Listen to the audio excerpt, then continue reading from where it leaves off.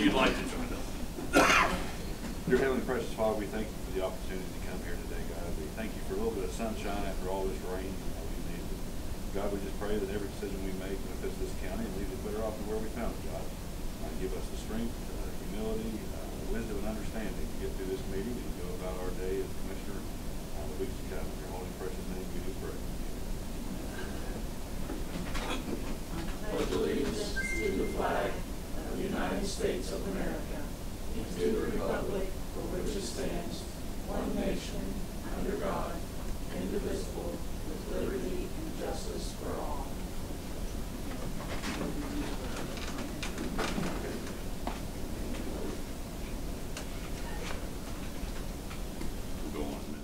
We're going to call this regularly scheduled meeting of the Nicholas County Commission to order. Today is Wednesday, July 5th, 2023.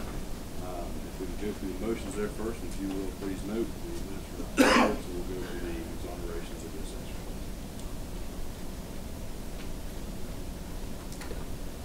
Upon review of exonerations as presented by the Nicholas County Assessor, move to approve accordingly. That motion is on the floor. Is there any discussion? Hearing none, all those in favor signify by saying aye. Aye. Aye. All those against? The motion does carry. Upon review of the state and fiduciary matters as presented by the Nicholas County Clerk, move to approve accordingly unless otherwise noted. That motion is on the floor. Is there any discussion? Hearing none, all those in favor signify by saying aye. Aye. Aye. All those against? The motion does carry.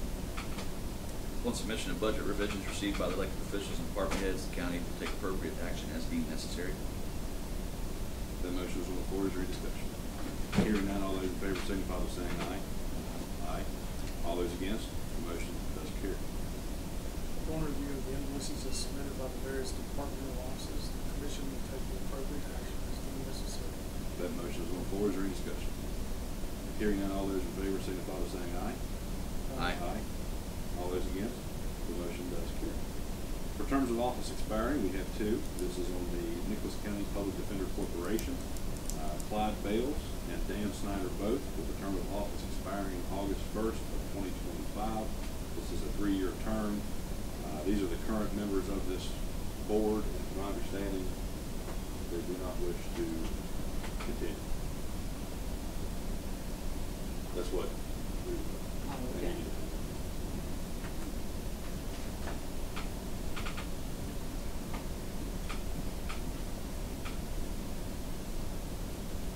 That's what somebody told me. Was it you? It wasn't, but I know Mary Smile, I think Mary Smile on with our clock. No, we received a letter. I think. Ask Mary real quick if you don't. I don't want to.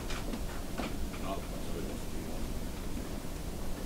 But just my understanding, it's in place.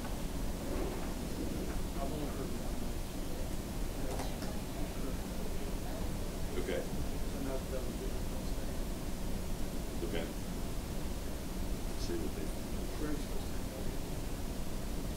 Okay, we can table it till then. We don't know if we can. Not here.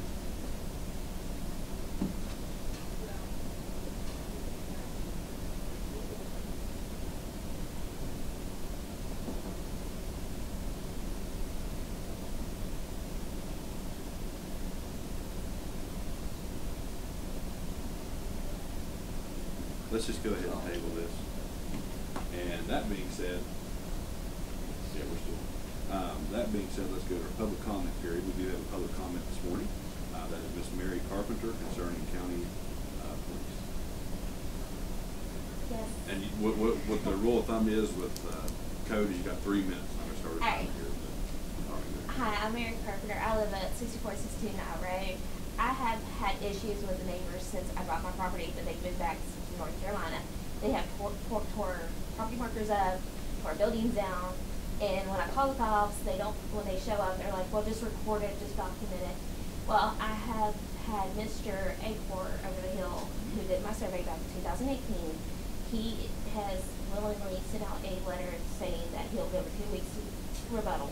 She just stapled it up to the bottom of my heel, and I had the cops come out. They had my dog down there, shot him through the neck, and the cops showed up. They're like, well, this and that. He was shot on my property, and when I had the guy that's doing my land survey, he said he'll come back and put the property markers back in.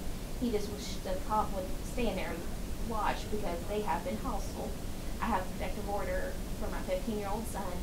Corporal Tucker was out there. I was talking to him. He jumped up and started screaming at us in the courtroom house, screaming about that to a 15-year-old. I've talked to Noli about it. I've talked to Evans. I've talked to Armstrong, Garrett, Rose. I mean, a slew of cops, and all I do is been getting them run around court order, court order. I don't know about y'all, but I don't have $5 grand to hire a lawyer to sue to get a court order. $5 grand is a lot for somebody just to ask, paying taxes, don't get in trouble, just to come out, stand at the corner of my house, which has been shot by the same people that shot my dog with my 15-year-old while I'm at work. So I'm constantly being harassed and just asking them, hey, can you come do that so we can put a fence up real quick? And we keep getting denied, just saying, no, court order, court order, court order. And we're doing as nice as we can possibly be and keep getting screamed at and being told, no, we don't do that. We don't do any of that. I mean, it's getting frustrating. And I have a stack of paperwork from pictures, evidence, everything. And they're just like, we ain't gonna do anything. I even went to the state cops. The state can only do so much. They're like, you have to go to county. Well, when you can't talk to the sheriff without him rolling his eyes, you go, well, I can't do that. I can't send my deputies out there without a order. It's getting frustrating, especially when you're paying taxes and nothing's being done.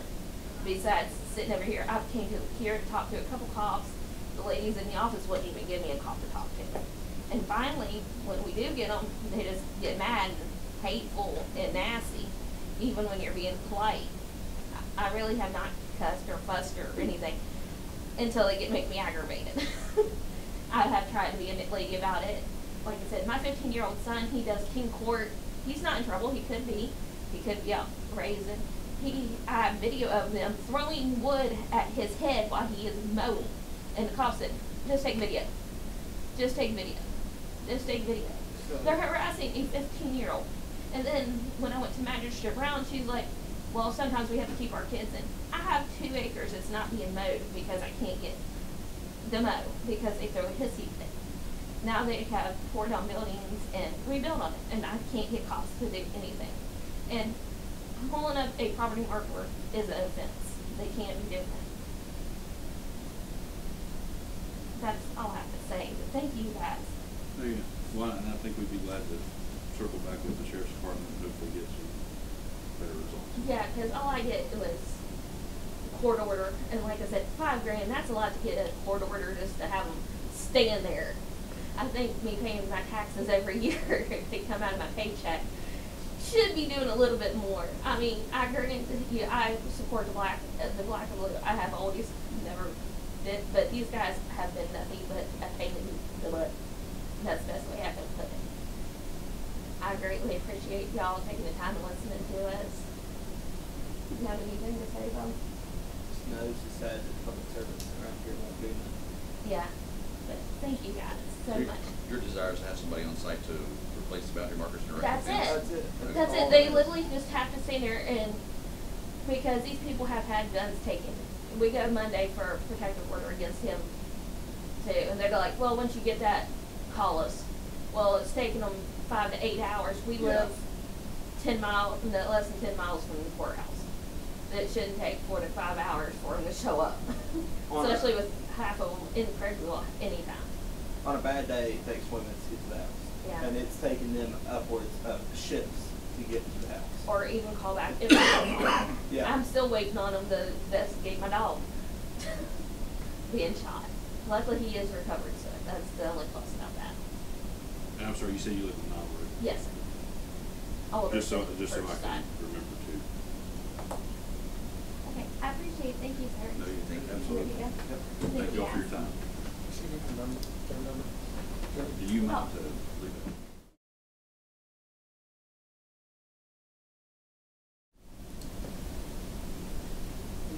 Thank you.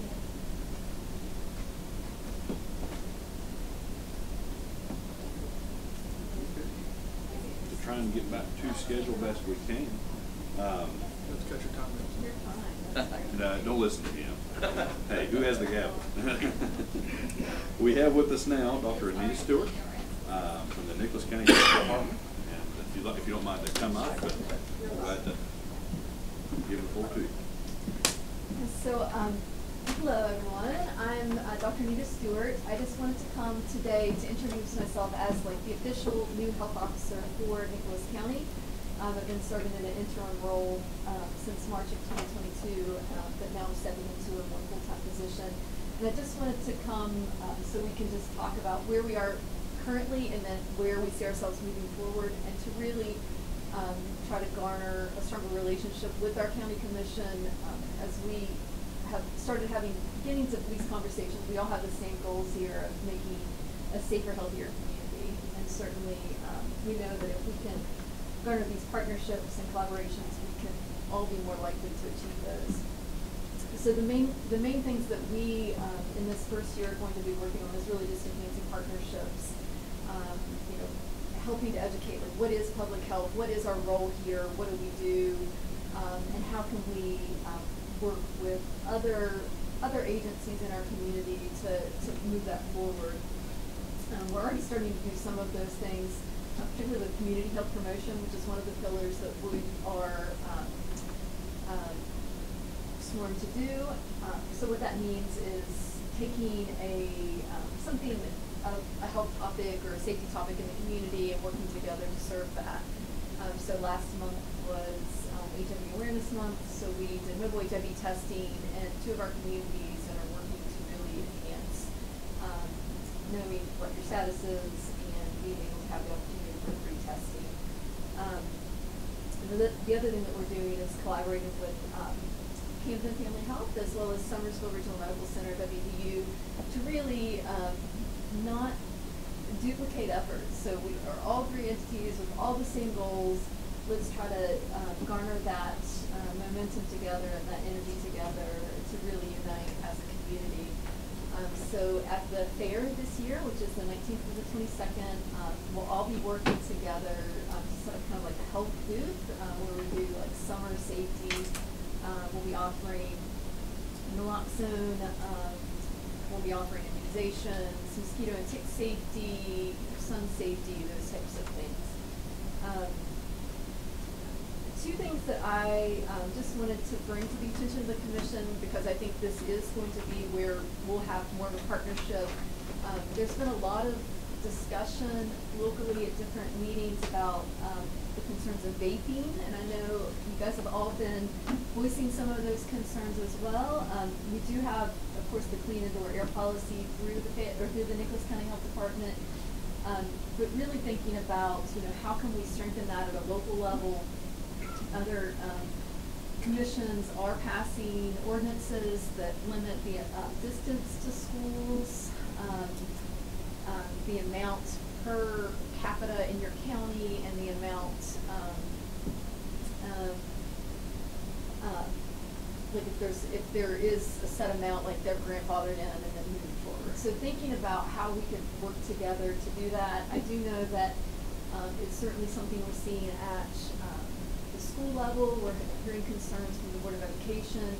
Of the 58 expulsions, 23 of those were related to THC dad hits, so that's a lot of those expulsions. And so I do think it's on in the heart and minds of our community already, and certainly we would love to dive into that with you to help move that forward. And then lastly, just to kind of revisit, we held a meeting, I guess it was about a month and a half ago, with WVU.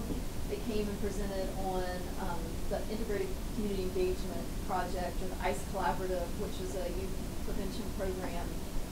And I just wanted to let everyone know that I was at a meeting last week, and that has been submitted to the CDC. They're very, very positive about it. We should hear at least a preliminary and early October, and then know something for sure in early spring. But we're already doing preparations to help kind of continue to move that forward. And this cycle, which is a 5-year cycle, will also have exercise and activity, physical activity component to that, because we know that physical activity at least an hour a day for kids, has been linked to improved mental status as well as reduced substance use disorder. And so that will be a component this year compared to the previous 5-year cycle. So. And certainly my phone is always available. Reach out if you need anything. And certainly if you have help related needs, give us those. So thank you, I appreciate you. Thank you for your time. Just for the public. Welcome aboard. Yes. Yes. Just for the public, we do have current active HIV cases in Nicholas County. Yes, we have. And hepatitis. Absolutely, we have hepatitis, HIV, as well as syphilis. That was the next one I was going to ask. And so certainly the best way to prevent that is to use protection. If you are engaging in high risk behaviors, which means engaging without a barrier method with more than one partner, we would encourage you to consider, it's called pre-exposure prophylaxis or PrEP. You can come to the health department to get a prescription for that. Also, local providers are happy to provide that as well, but that's to prevent HIV. Also, if you're considering, getting updated on your vaccinations, so getting your hepatitis B vaccine, getting your HPV vaccine to prevent cervical cancer, getting hepatitis A vaccine to prevent hepatitis A. So, we just want to encourage everyone to live as healthy and safe as they can. Thank you. Thank you. Progress. Okay, we have with us now a slew of people, but starting out we have John Tuggle, the Executive Director of Region 4 Planning and Development Council. We have Phil Cornett of Appalachian State. We have Jenna Grayson of NRG RDA. I believe that's it for now. And Mayor Robert Schaefer, a board member of NRG RDA, and of course the mayor of the city of Summersville. John, if you'd like to begin. I can lead off if you want me to, and then I'll turn it over to Phil to tell his story, or Jenna has something else. Jenna. If you guys don't mind to come up closer so they can hear you also. This sort of started with NRG RDA was working. You guys were out on site working with the state outfit and out there at the Calvin site. These guys, we've worked with them a good bit. We had another project with them. Actually, the White Sulphur project, we did the Region 4 helped with the utilities to go to that, the main facility over there. So we're very familiar with it as far as them and Merrill companies. It's sort of one and the same type of initiative. Therefore, this is a huge opportunity for Nicholas County. We'll hear from Phil his story of what he's coming before you to ask. NRG RDA is working closely with them on site development in general for the economic site type of opportunities, maybe for industrial park down the road and so forth and so forth. But right now it looks like they're pretty committed to doing something on this site right now. They at least are going to be requesting a little bit of help for some facilities to help with fire protection up front is their biggest concern. And then we'll probably, once we get over that hurdle, we'll be working with NRG RDA to try to get some additional federal funding to expand on that with utilities. It takes it slow. You guys can get into government stuff that's slow. They don't want to be slow, so they're trying to get up and running. So with that being said, I don't know, Jenna, if you have anything to add to that or not from your mirror seat. No, I think that sums it up. I think the most important thing through all of this is the fire suppression system. And basically what I think Phil explained to us was they have a short-term plan and a long-term plan, and realistically, if they can put the long-term plan in place in the beginning, that would be great. But if we can help them figure out something in the short term, so they don't have to spend, a ton of money on something that isn't going to be a long-term fix. And so, I think you summed it up really well, John. Phil, if you would, just come up and look on that. He's representing the state outfit, and you can go over what the opportunities are and so forth with the jobs in the area and that kind of thing better than I can. But it's a great opportunity. My name's Phil Cornett. I'm one of the founding partners of the West Virginia Great Barrel Company, started 6 years ago down in White Sulphur Springs. And an extension of that is our division we call Appalachian Stave, which is the timber and stave side of the business. Plant's been up and running for 3 years now down in White Sulphur Springs, and now the demand's so great that we have an opportunity to expand our stave production. And that's the crux of it. You can't make a barrel if you don't have a stave. You can't make a stave if you don't have the timber. So we go out and place these staves out strategically out in the timber areas where we have timber partners and existing structure, loggers, frankly, that can satisfy that need. And we ran into, we've done our original ones in Monroe County. That was a small little sawmill, not unlike the one that pre-existed up here at Calvin. We built a new stave mill there. The old sawmill burned down. We built a brand new sawmill down there on that site as well. And we operate a very large log yard on there as well. So that operation's running 2 shifts now in the stave side. We built one in Boone County over in Madison, the Hamer family, and that one went into production the first week of February this year. So the next stage was to come into this region, and then we ran into a site one of our log buyers introduced to with Tom Koger and his family, and they've got this 100-acre parcel of land that happens to have a sawmill set on it. And it's just about big enough to work for us. So we figured out how to make it fit. We have a very good partner there. We opened up the log yard in March of this year. We've already spent over $1 million in timber buying locally, and most of it's still sitting in that yard. Just to start to build those relationships and get that supply greased up. So we come down to the site. We have the equipment sitting in Bowling Green, Kentucky, waiting to be delivered. The problem is water. And when we previewed the site, we knew there was water there, municipal water was there. We had a fire hydrant sitting right down at the bottom of the road in front of it, so we knew there was water there. So then we requested a test, a pressure test. And we had good pressure on it. We just don't have enough flow rate. Plus it has to go 200 feet up the hill. So this site requires some type of additional system to pump water up the hill and either store it, or there's a pond down below at the bottom of the site that we use. So the problem is that's expensive, and it's really serving the entire 100-acre site.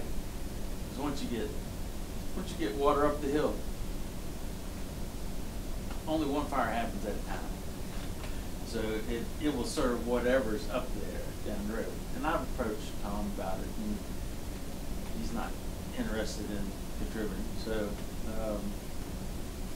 he's done a lot of site work for us. He's still developing that site, and he's done a lot of work up there. So we need another solution, a way to get the pump in a tank. And they take 7 or 8 months to get here if we buy them new right now. That's a lot longer than I want to wait. So we're kind of geared up to get this plant in operation in October or November this year. There are 2 or 3 stages to this project right now, and the first stage is to get it commissioned, get it operating, and that's with 1 shift. And that runs right around 38, 39, 40 people. And our current staffs in the stave mills are about 30% women and about 70% men. The amount of timber that's available in this area and the partnership we have with Coger and the other loggers in the area, we know we can get this to 2 shifts. So our goal is to, within a year to have it, or sooner, to have it up to 2 shifts, more than double that number. The third stage to this operation is to add a drying operation up there as well, to take the staves once they're produced and put them in a drying kiln type pre-dryer where it would knock down the moisture content in that wood and start to prepare it for production into the barrel. And it's easier to do it on site here, that way we can put a little bit more on the truck when it's going down the road. So that's the third phase really of this project. So that doesn't add a ton of people, that's another 10 or 15 people, but it's that's kind of the grand plan. Plus we have the log yard there that will continue to operate this with We're excited. This is important to us. We chose this site over Carolina, Virginia. This is important. It's in our backyard, and so it's important to us. We need some creative help short term on this. So I think there is some long term help specifically for the pump and the tank side of that solution, but it takes time to do it. I think the nearest term solution is to find a pump system and just put a filter on the pond. I do know that the size of the pond down there is about 3 times what we need for the 65,000 gallon demand that you got to have for the minute.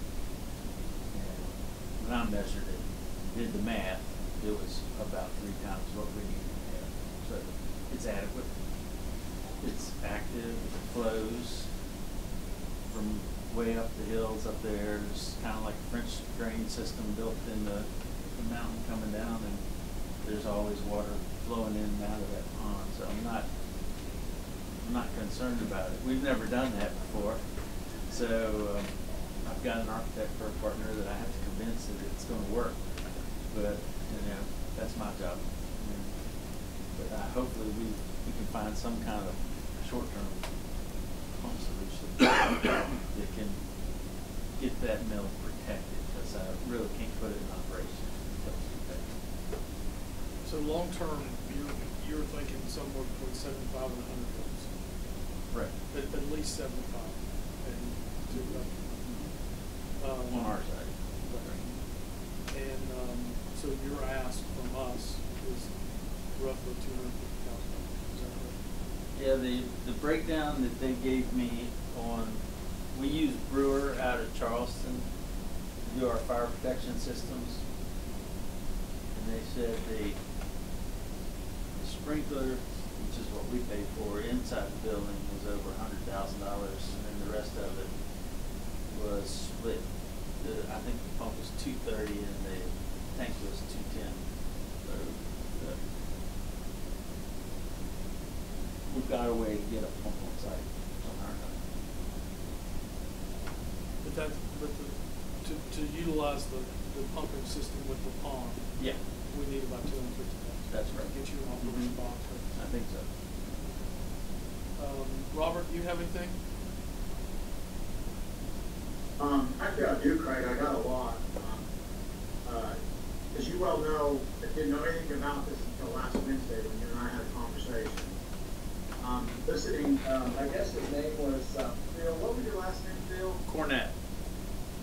Cornett? Yeah. Okay. When you talk about the water and the demand you need, is that on the city of Somersville's water system? No, it's Craigsville. It's Craigsville? Okay. We don't use water in our process, and we don't have, other than 2 bathrooms, any ongoing this is an event driven, you know, this is stuff you have in storage for that unlikely event you have a fire. Yeah. So, I mean, this is all I've really heard today, Craig, is this little bit about the project. I really don't know any other details, but as I told you last week, anything that would you know, bring this kind of economic value to our county is of interest to the city of Somersville. And, you know, I could see that we could be a player at the table. I just think what we need to do is sit down and, you know, give the city the full scope of, you know, you mentioned jobs, creating jobs, and, you know, like I said, I really don't know anything about it.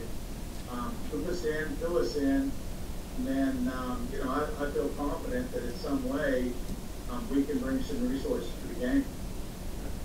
Let's me and you get together, and I'll take you to the site. We'll meet with Phil and answer the questions and show you what's going on, and then we'll take this all under consideration, and we'll table it today, and then maybe we can come up with a decision for our next meeting. But in the meantime, we can all get together and go through all this. Right. Now, are there opportunities if we put the pumping system in from the pond? Are there opportunities to use that for the long-term solution of the storage tank? Yeah, the pump. Yes, sir. What you would end up doing is two things. You would take the pump, the supply that comes to the pump, and take it out of the pond and supply it to the municipal system. Then the pump's already sitting up at the top of the hill. It would run it. You'd repipe it from the building to the tank, storage tank, and pipe the tank with it. I want to make sure. Commissioner, I can address that a little bit. Craigsville PSD currently has their engineer looking at how they can coordinate with Phil on how to make that a permanent installation. So they're looking at that, how they have, like he says, they have the supply, Right. but they've got to have a boost somehow with that, get that tank up there, because they can't feed that, you know, enough flow from the piping right now. They need a tank on the field. So that's good. That's kind of why I was open to the opportunity to throw a valve somewhere, or throw a switch, and flip it over. Lift station. Yeah, over to. So we have a major fire, you have to both from switchers in the backup. No, just reuse it from one of the other ones, switch over. When you go from a temporary to permanent solution. Okay. Yeah, you can switch as much over and reuse that, reutilize that equipment. And Mayor, as far as investment, as far as our experience with Great Barrel Factory and Appalachian State in Greenberg County was such that when we went after federal funds, they gave us numbers on jobs and so forth. They far exceeded that once they got in. That's their track record. You know, so that I just want you to know that it's not. They usually, but our experience with them, they haven't just been throwing a big number at you just to get your attention. They really, in the beginning, they far, like I say, they far exceeded what they started out with. A lot of people drinking bourbon. So. Yeah, I have no reservation, because obviously the right people are involved in this, being the Nicholas County Commission and our GRDA. I just don't know anything about it. As a matter of fact, you're talking about water. I have no idea what you need the water for. If that's what we're actually going to be investing in that creates jobs, I just got to understand the whole project. I know nothing about it. So, you just got to bring me up to speed so that, ultimately I can take a package, to the city council for support. Yeah, in addition, the infrastructure, the equipment investment in this is just under $6 million that we're making into the site. There's an existing metal building there that we've got to complete. But beyond that, we've got right at $5.8 million of equipment going into this site as well. Bill, do you have a ready packet of information about your company and anything like that I could get my hands on? Is there anything like that out there? Yes, I can get you a PowerPoint that we use. It's got information and that kind of stuff in it. Okay. You can use that as a start, education piece, and then okay. Whatever. All right. Thank you, Phil. Okay, Jonah Quinn of the Farmland Protection Program could not be with us this morning, so that appointment has been canceled. That being said, we have a discussion on the Nicholas County Sheriff's Department furniture for the new center. This is a follow-up from the previous commission meeting where this was tabled for review.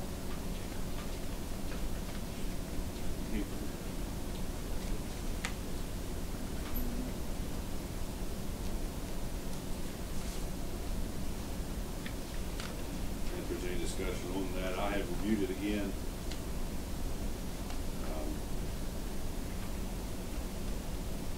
Frankly, I see no problem with it. And appreciate the department's efforts in willing to put it all together with it and bring it to that point to help save $20,000+. Okay.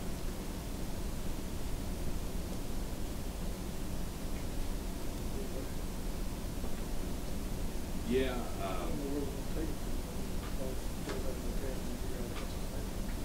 What I would recommend, for some reason I have lost, we don't have our balance sheet for this meeting yet from the clerk's office. And I'm trying to find my one from last week. Here. And it would be my recommendation, that's it. Well, I think I'm going to the other one, but maybe she prints out once. Right. Because it's a little more detailed. What I would recommend would actually just be general county. If the, one of the general county fund. Yeah. Yeah, well, yeah, we could do a revision at a later meeting, but go ahead and just get the ball rolling. But do it from the general fund. And then just once we have an auction, if that gets replenished, of course it won't cover, understandably so, replenish part of that back to just the general fund. That way we can at least. The total quote, which this is like one of like 10 the sheriff did go out and get on his own. We appreciate all of his efforts. The total quote on this package is $53,934.20.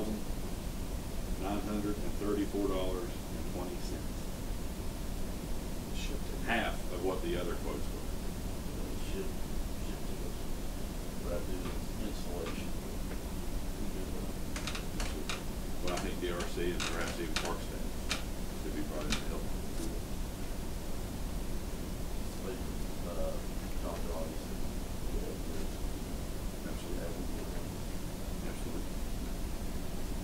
All right, I'll make a motion, we fund this through general county in the fund of $53,934.20.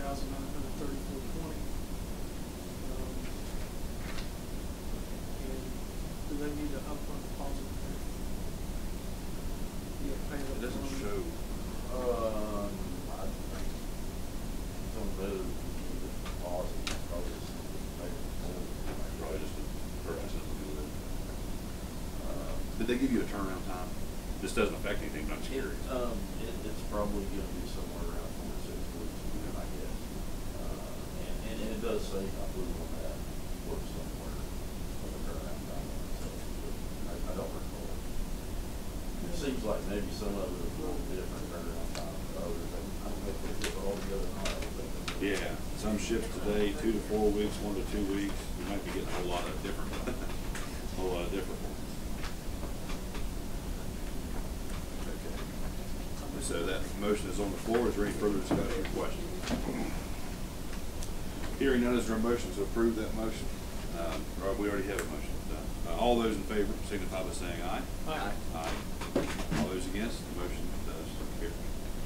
We did have a break on the agenda, but we're 4 minutes away. Well, let's go ahead and recess once more. We're here now with a discussion concerning a jail bill board. This is something Commissioner Chapman had requested at the previous meeting. And so, Commissioner, if you don't mind to begin the discussion. We have a slew of people with us, all experts in this field, so hopefully we can come up with some good ideas and perhaps implement something here in the coming weeks. Well, first of all, Gary's the one that's really involved in the numbers and things like that. But with this new jail bill fee going into effect, we're looking at another, if we stay on the same track we're on, another $300,000 per year for our job. We have deputies that need more money. We have things that need, and $300,000 is a waste. And I'd like to cut 300 more out. So what I'd like to do is I'd like to form some kind of a task force or something, some kind of a board made up of from somebody from the magistrate part, somebody from public defender, somebody from law enforcement, prosecuting office, DRC, and anywhere else that can actually, we can all sit down and figure out things to do, because other counties have done things like this, and it's, and the thing of it is there's no place to point blank, but as a collective group, maybe we can figure out a way to save some. We don't want to say to law enforcement, don't arrest anybody, because that's stupid. And we don't want to say to magistrates, don't do your job, or the prosecutor. But there's got to be somewhere to where some of the things can go. DRC might have an idea of, some things. You guys, Mike, from your job and Wayne's, a lot of it can be handled at your level sometimes that don't get to that point, or in the prosecution to quicker, maybe with public defenders, make some better deals. I don't know. I'm not a lawyer, but I think as from a business standpoint, that can be my input. But from your guys, it can be other inputs. So I would like to form that kind of a board, and I'm going to ask for people from each one of your departments who you'd like to see on it, and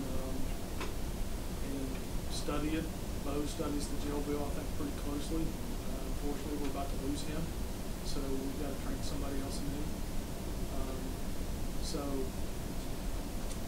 how do you all feel about it?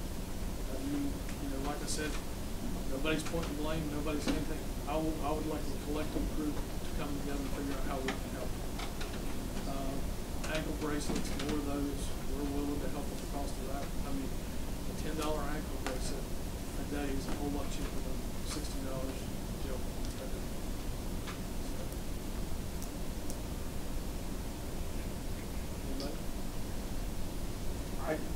I can tell you that so far there are certain laws that require a jail sentence.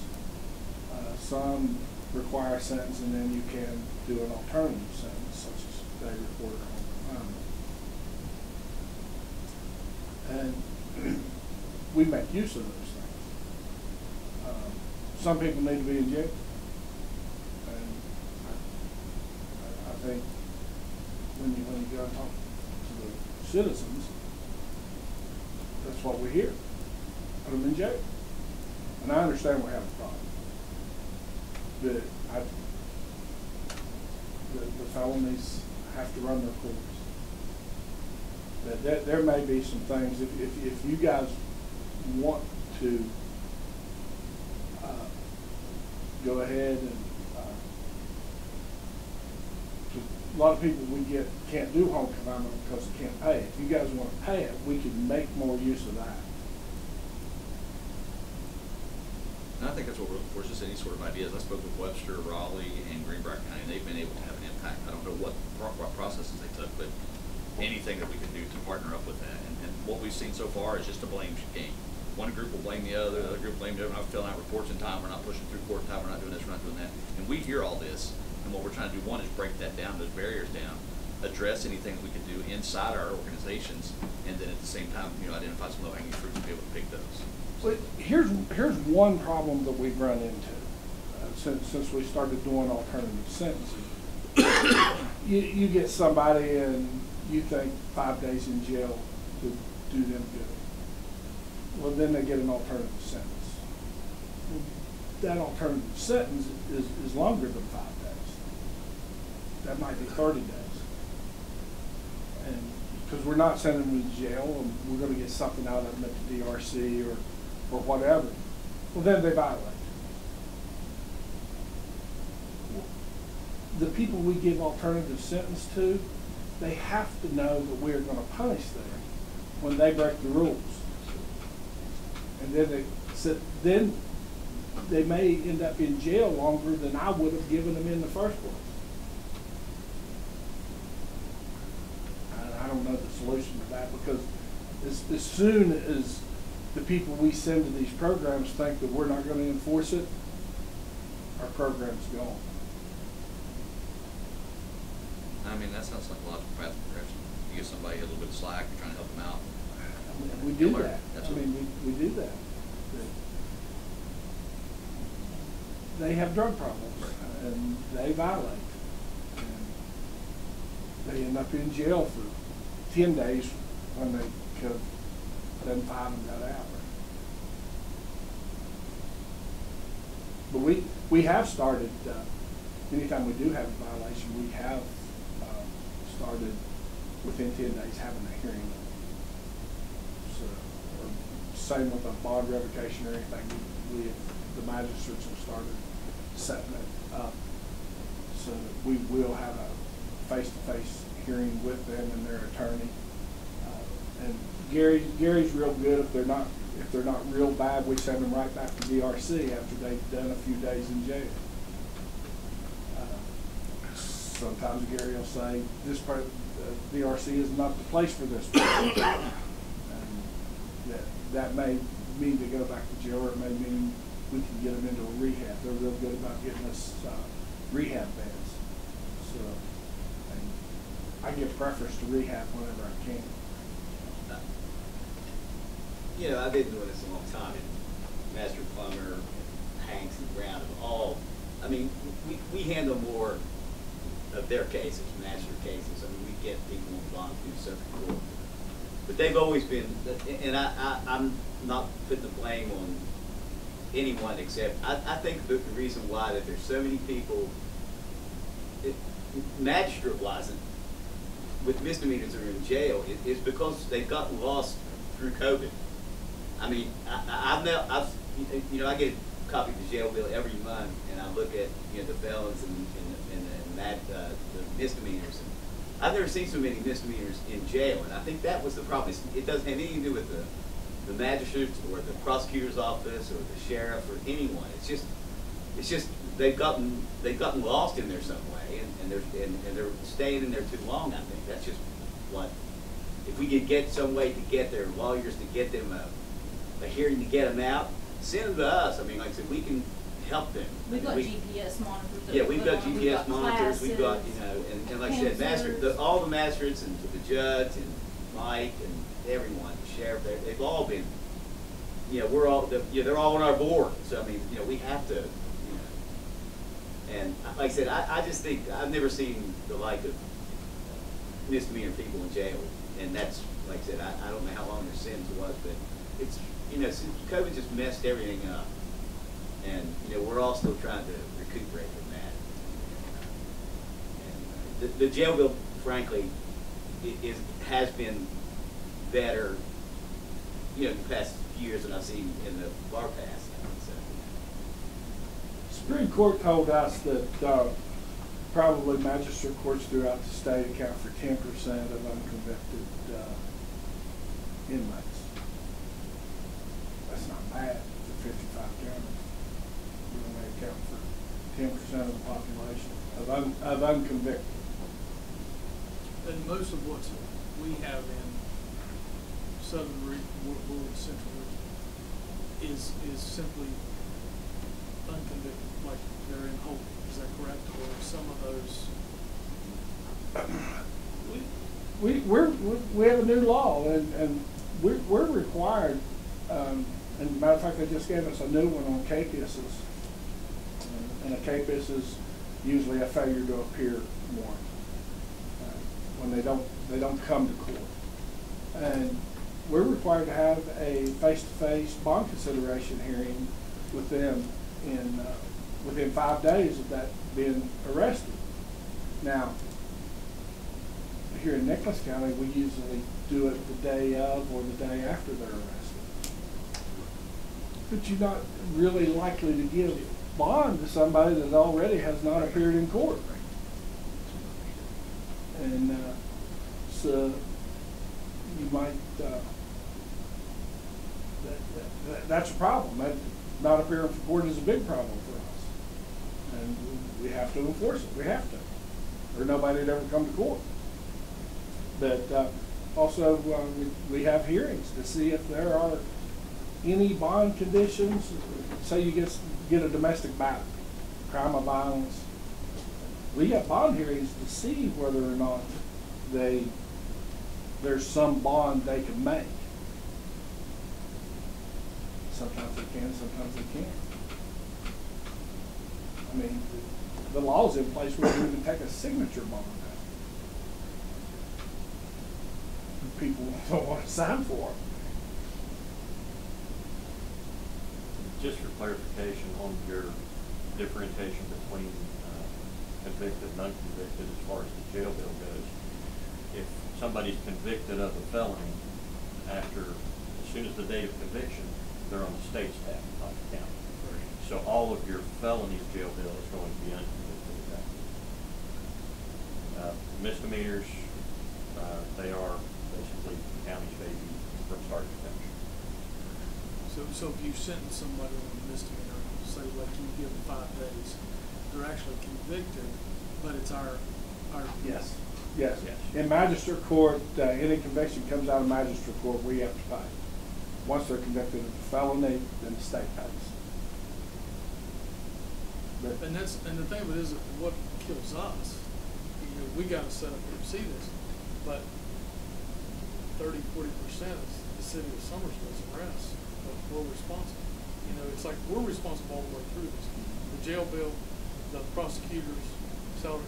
We can't bill municipalities. The municipalities get off scot-free, and the state, and the state, yes, and the state, and anything. So we absorb all those costs without being able to recover. If we could recover some of that, it would be wonderful. I mean, we would be much more affordable and things like that.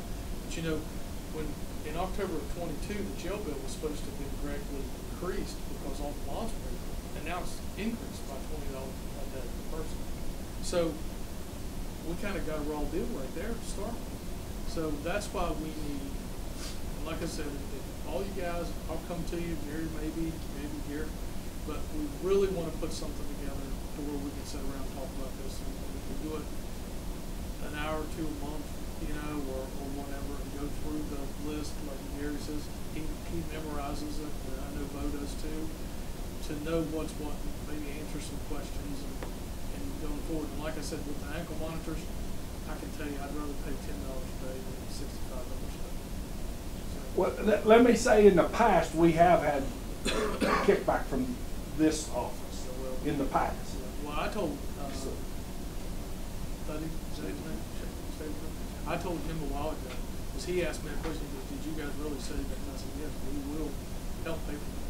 Because it's business 101. I'm saving $50 a day. It's going back into a county program, not a state entity. And we could probably make a little more use of that. Some people aren't eligible for it, but we can make more use of it. And then, like you said, there's people that need to be in jail, and we agree with that. We 100% agree with that.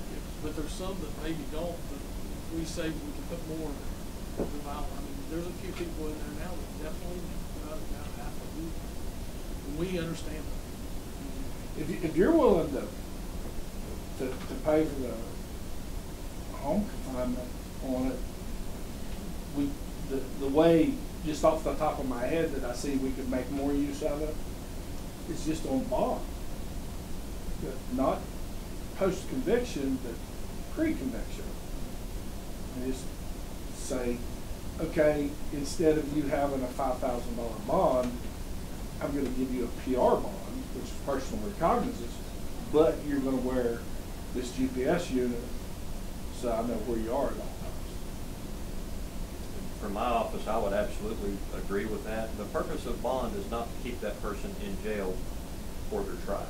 The purpose of bond is just to make sure that person is going to show up to court when they're supposed to. And also, there's some other considerations. If this person is absolutely violent and the court has to keep them off the street for public protection. But other than that, just because there's something bad printed up in the paper or on Facebook that, Joe Snuffy over here did something, that's not a bond consideration. And the magistrate looks at the complaint, says, okay, and then I'll give him a home confinement bracelet. He's not a violent offender. I don't need to keep him in jail to make sure he shows up. So from my office's perspective, I would absolutely go with that. We could probably save you some money on that. I don't know, I mean, with the $77,000 a month bill, I don't know how much that'll be. It'll be a few thousand. But my understanding, correct me if I'm wrong, Bo, my understanding, we get 10,000 in some days at $43 and change. Once we pass that, then we move up to the $81, and then after, that's not right? 65.38. So we have 10,000 and change days at 43 and change, and we have another 2,500 days at the 100%, which is 54 and change.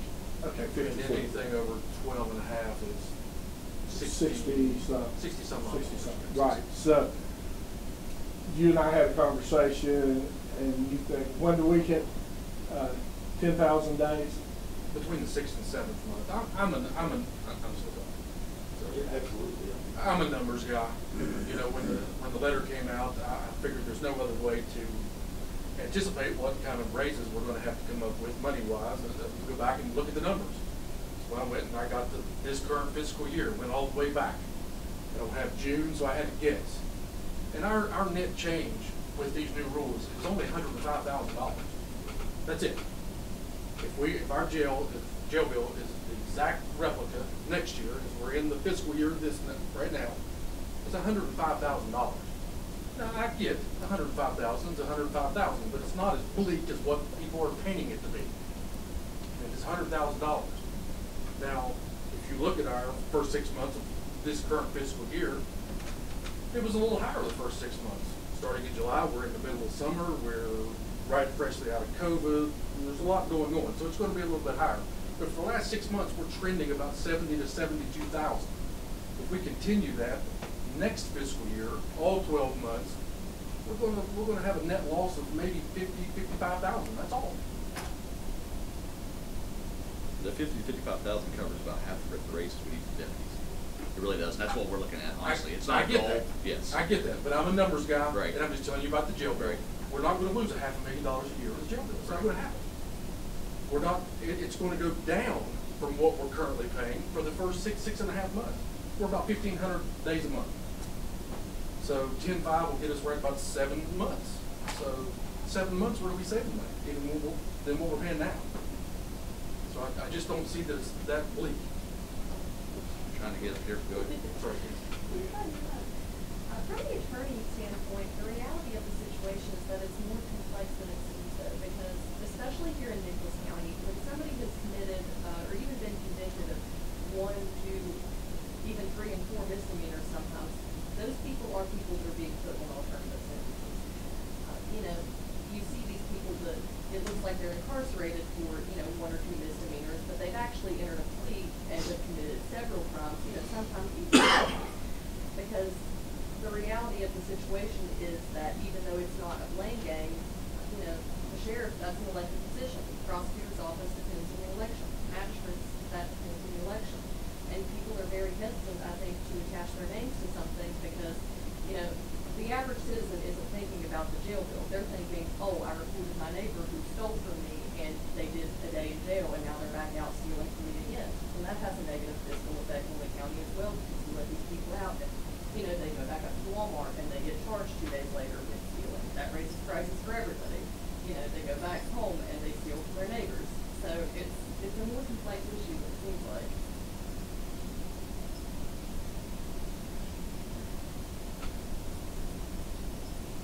It's about 15% of our population that causes about 85% of our problems. And 99% of those problems are drugs. Yes.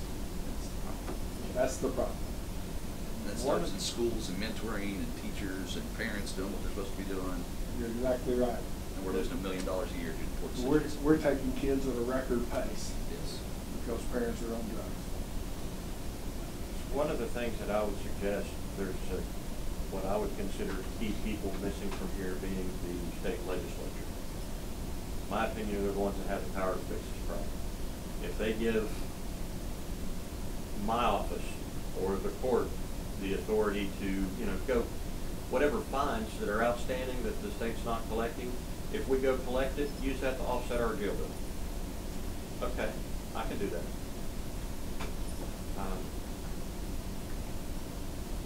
They've said now that we can recoup money from cities for like the first 5 days or something, if the city agrees to it. And I know there was some discussion from delegates about that, saying, you know, Summersville PD is doing a great job. Like I believe you said there was 40% responsible for our arrest. And that's a credit to the excellent job that they do.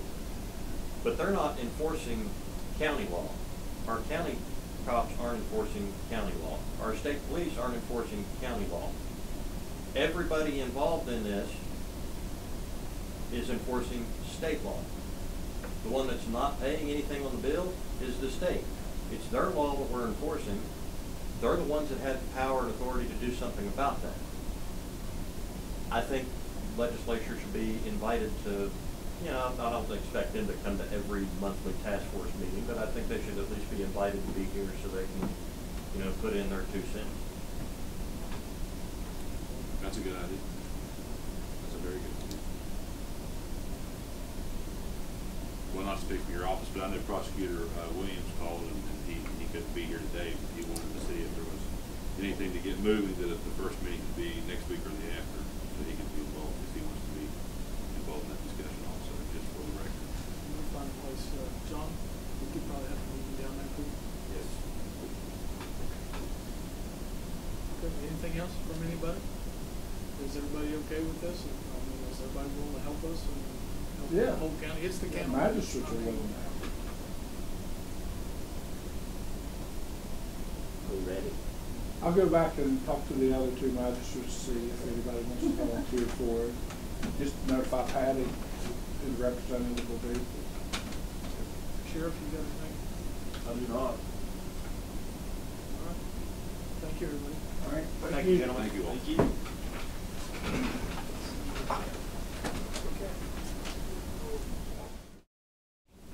Recording in progress. Okay, we have now the commissioner's comments, but before that, what I would like to do is go back to the beginning of the meeting. The terms of office expiring, we did find the letter sent to the commission from the Public Defenders Corporation, and both Mr. Snyder and Mr. Bales are no longer able to serve on that board. And so we do need to fill both of those positions.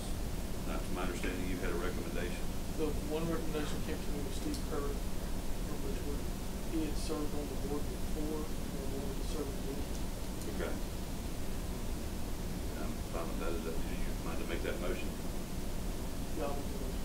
Okay. We appoint Steve The Curry. motion is for Steve Curry to be placed in the position of Clyde Bales from the Nicholas County Public Defender Corporation. Term of office expiring August 1st of 2025. All those in. Let's put him in the side. Because of our. Okay, we'll shift that to Dan Snyder's position. The same term of office expired. All those in favor signify by saying aye. Aye. Aye. All those against? Motion does carry. Do you know anybody? Do you know anybody? No. I'll try to think of somebody. Perhaps yeah, let's go ahead and at least get in one board member, and then for the July 21st meeting, we can try to fill that other position. That being said, now on to commissioners' comments. Do we have anything for us? Yeah, I mean, we're, as commission, you know, I see a lot of things flying around on Facebook. There's a lot of, I don't really want to call them accusations, there's a lot of opinions. And I think we sit in here consistently each meeting, trying to do a couple of things. Manage the budget properly, be good gatekeepers of our county taxpaying dollars, and bring jobs into the area.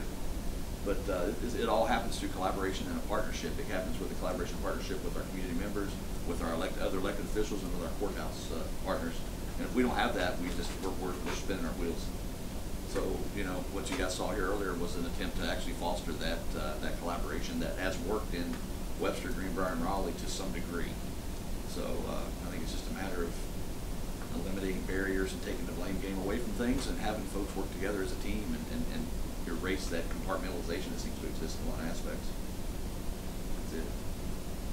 Well, my only encouragement would be is, you know, concerning Deputy Pay. A lot of accusations going around that we don't care, we're not trying, this, that. In the previous appointment, we heard $55,000 was not that much money, but that's 1/4 of what we need to make every man in the Sheriff's Department of Nicholas County the same pay as the City of Summersville. So that's a lot of money to me.